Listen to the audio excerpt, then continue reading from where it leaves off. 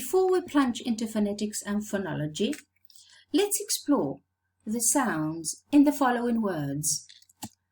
How many sounds can you hear in these words? For example, look.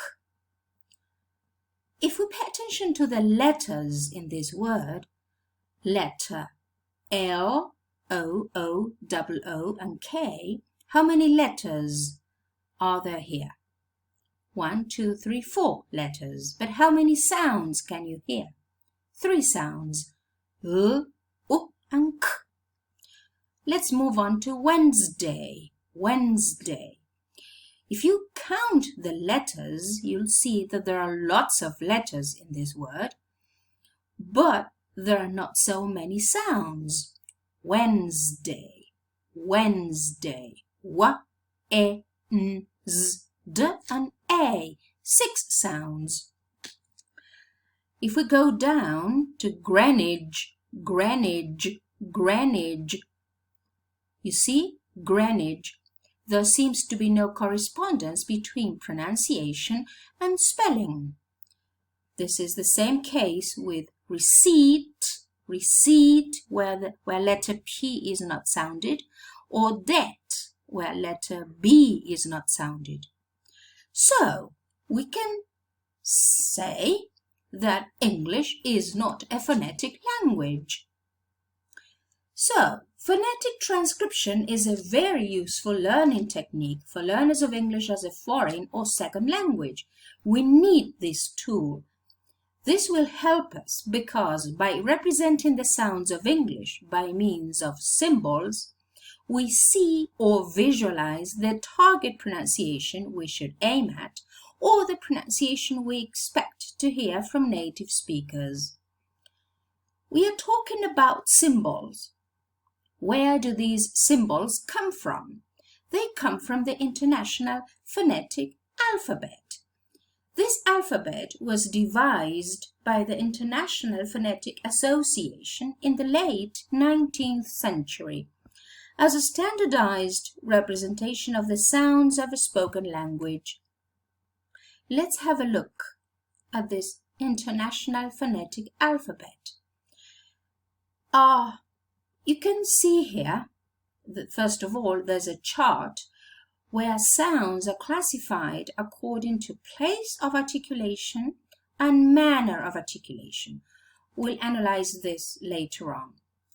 And here you've got all the sounds, all the symbols for the sounds of the languages of the world, spoken languages.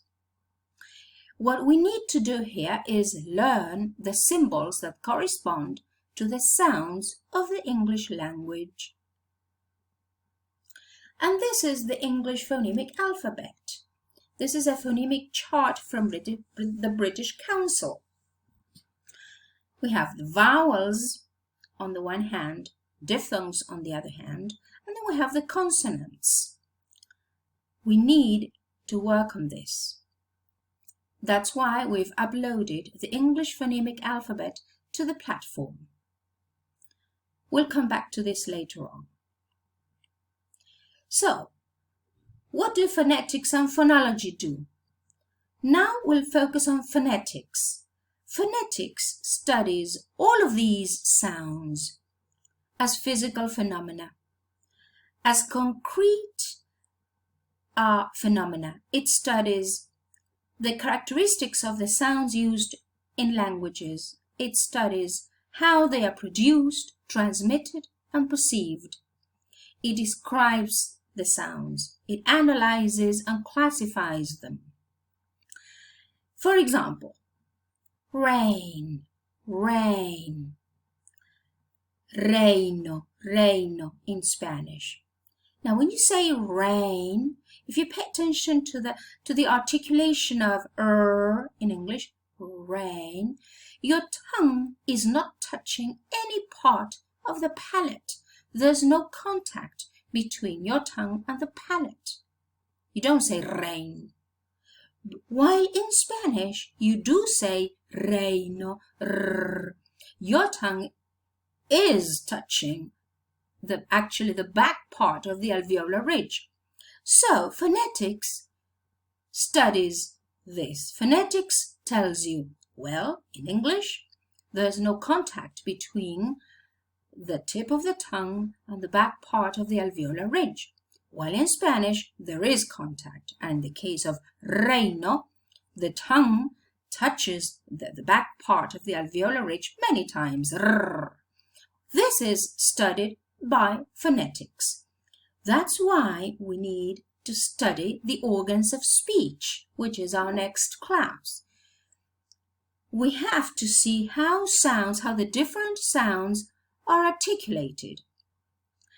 Each of these sounds in English is articulated in a special way. Our tongue will be moving backwards and forwards, up and down, and it will articulate with our lips sometimes, with the alveolar ridge, with the hard palate. We'll see that. So, phonetics studies how sounds are articulated, transmitted, and perceived. In this course, we'll focus on how sounds are articulated. This will help you change your articulatory habits and improve your pronunciation.